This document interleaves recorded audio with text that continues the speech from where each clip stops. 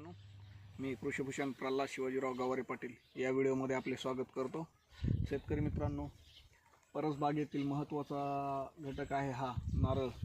आणि आपण जर पाहिलं तर हे नारळ अशा पद्धतीने आपल्या परसबागेमध्ये डेव्हलप झालेले आहे।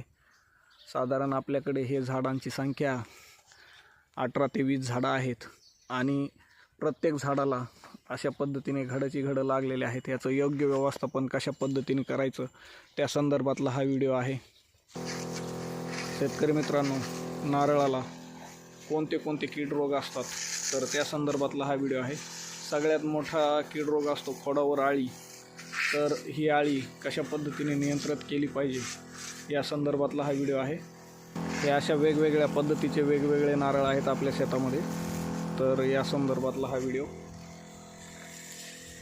जर आपण योग्य व्यवस्थापन केलं, स्प्रेद्वारे कंट्रोल केलं मधात लागणाऱ्या आळीचं, तर योग्य पद्धतीने नारळ हे डेव्हलप होऊ शकतात। अशा पद्धतीने घड हे झाडं जवळपास साधारण 5 वर्षापूर्वीचे झाडं आहेत आणि योग्य व्यवस्थापन केल्यामुळे आपल्या जिल्ह्यात देखील म्हणजे मराठवाड्यात देखील चांगल्या पद्धतीने नारळ येऊ शकतात, हे या व्हिडिओच्या माध्यमातून सांगायचे आहे। धन्यवाद शेतकरी मित्रांनो।